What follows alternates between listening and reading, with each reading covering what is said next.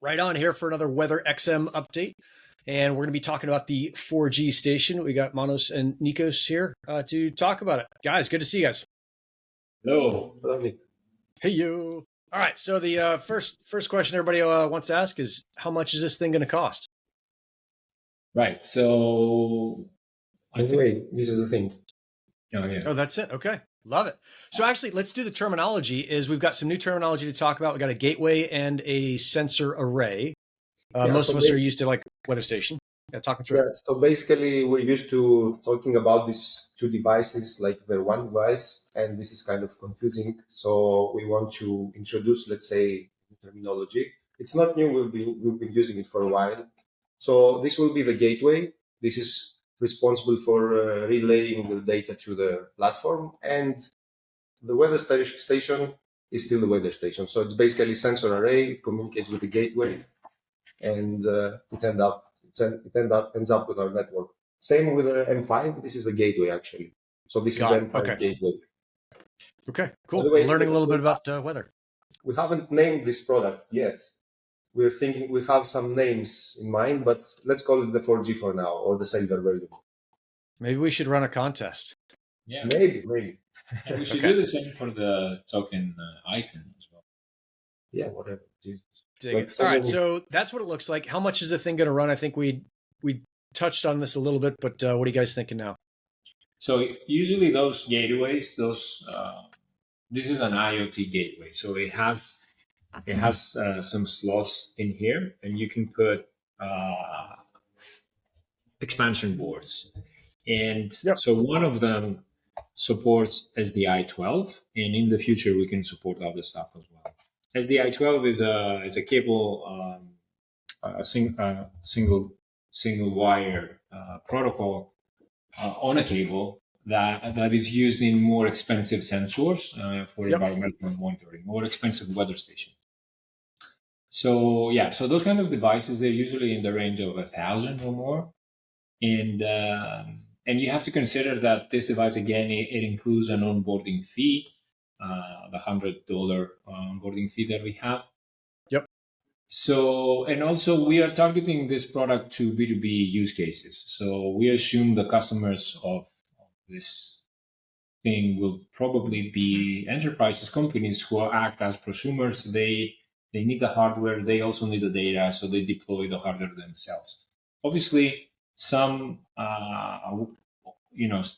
typical weather station owners like the ones we have in our community that traditionally would go for Wi-Fi or LoRaWAN version.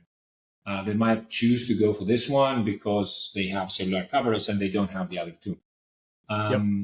So to help basically the community and the small weather station holder or owner, we will drop the price as much as we can. We will have discount coupons in Discord and in places near the community. So the price of this is going to be definitely below 1,000. By the way, this should be for the bundle, right? So it will be the gateway paired with the weather station. It will be paired with the standard weather station that we're using so far, the one behind me. But the hardware, we have designed it in such a way that it will come in multiple versions, and it will support more expensive weather sensors, like the Meter Group Atmos 41. Got it. Okay, so that's pretty cool. So you can plug other things in here. Maybe you can plug in a soil moisture sensors, like some extra piece through that SDI12, you said, right? Yes. So we can very easily do soil moisture or other environmental monitoring. The challenge there is, monetizing on additional data. I mean, so we want to keep the focus on weather data first. And then once we have customers who are asking for additional data, then we can explore those scenarios as well. Smart. Okay. So we're looking at, what is it, still under $1,000 for this thing, which is pretty. So so the bundle with the mechanical sensors, the WS1001, which are similar to, they look exactly the same, but internally they're different. Compared to the current model. Compared to the current ones, and so that bundle is going to be less than 1,000, probably somewhere near 800. We'll see. We'll finalize the price in the next few weeks. And the Atmos 41 that I mentioned, by the way, just for comparison, is going to be somewhere around 2,500. So it's quite more expensive because the sensors are more expensive. Yeah, got it. Okay, cool. That's a good ballpark for the price. And then how much is this going to earn? And if it earns more or less, why would it earn more or less?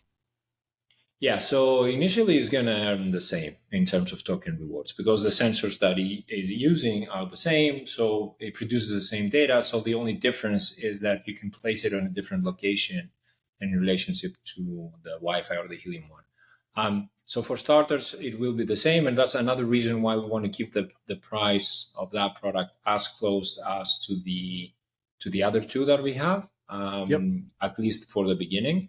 But I think eventually the reward mechanism version 3, which is something that will follow after the token launch, will take into consideration other parameters as well. We're working on mechanisms that we can incentivize a control rollout of the network. So we want to give additional rewards for specific areas.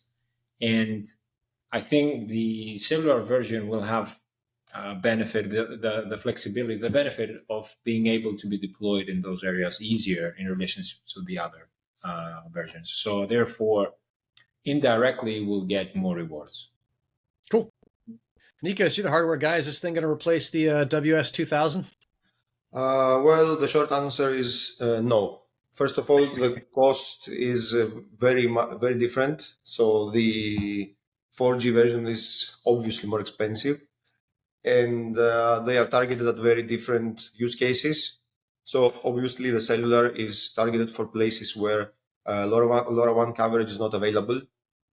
So it's mostly for remote areas, and we expect it to be our, let's say, flagship product for B2B use cases. And one more characteristic that makes it more suitable for B2B is that it can take additional sensors, as Manoli said, through the different ports that it supports. That's not to say that it's not a normal commercial product. It's not aimed for B2B. It just can do more like extreme cases compared to WS2000. Love it. And then what are the sensor options for this thing? What's going to look like? What's it going to do? So the first bundle, as Manolis already mentioned, will come with an improved version of our current weather station. Most people know it as WS1000. Other people call it like the M5. So it's not the M5, it's the WS1000. It's the one you see up there. So we're manufacturing a little bit improved version of that station. It looks the same, it performs the same, but it comes with integrated GPS because in the current M5 version, like the GPS was internal, so you had to put it near your window and like stick the GPS antenna on the window. This version will have the GPS inside the station, so it solves this problem. Other than that, the sensors are the same. It will be a little more secure, pretty much the same. Okay.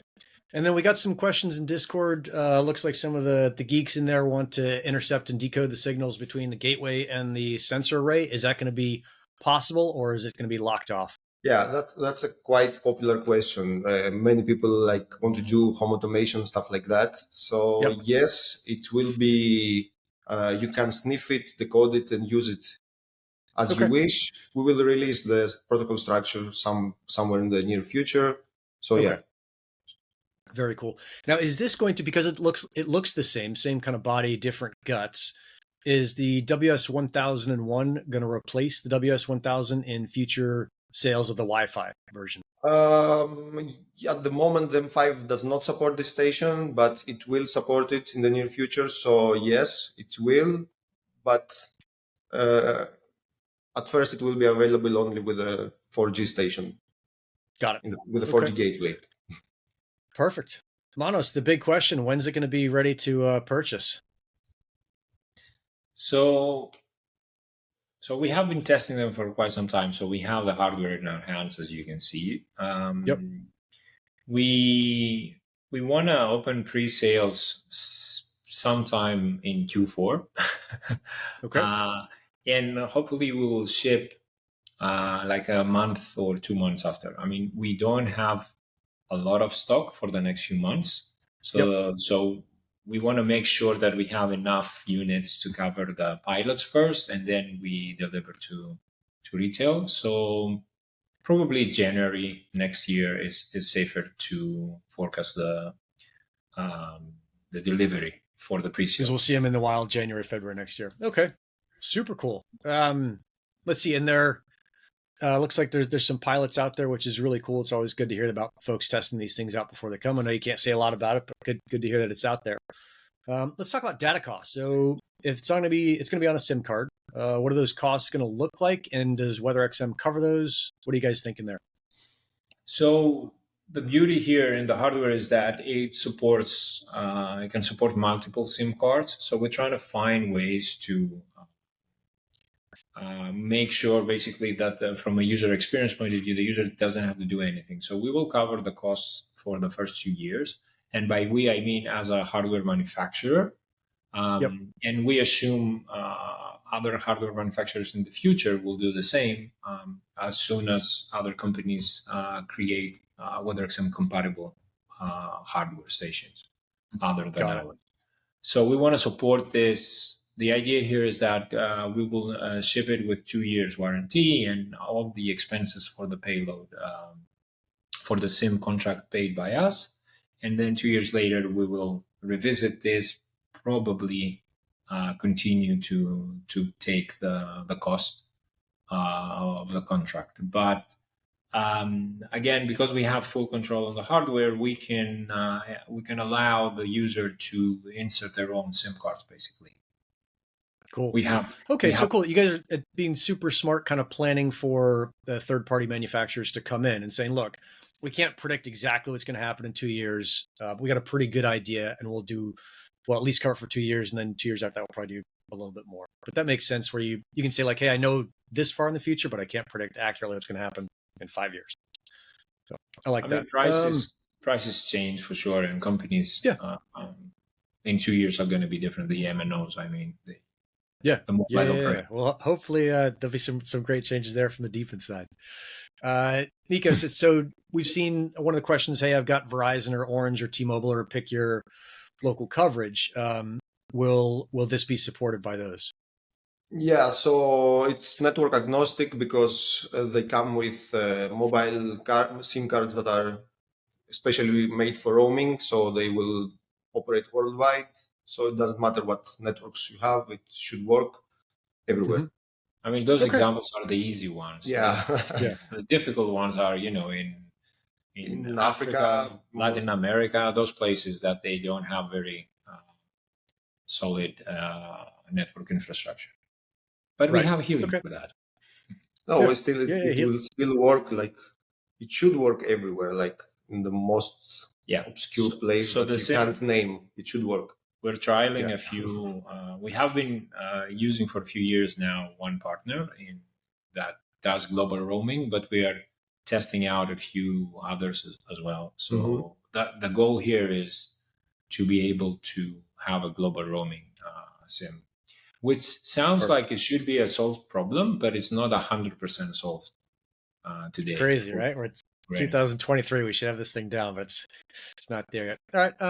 Let's see. So one of the questions I saw, Nikos, on the hardware side is, are the batteries going to be interchangeable? Am I going to need to buy AA's for this thing every year or two? Or is it integrated? What are we looking at? So it comes with an integrated rechargeable lithium battery, and it's just plug and play. You don't need to do anything. It's obviously it's solar rechargeable. If it's not obvious, this is the solar panel. Oh yeah. Yeah. So it's you just need to point it like at the sun and ready to go. And it'll work. Cool. You don't need to add anything. All right. Awesome, guys. Well, thanks for jumping into that. I think that's most of the questions we saw on Discord. I really appreciate you guys making the time to jump in and answer those for the community. So we'll catch you guys on the next time we do one of these updates. Awesome. Thanks, Nick. Thanks. All right. Ciao. Take care. Take care. Bye.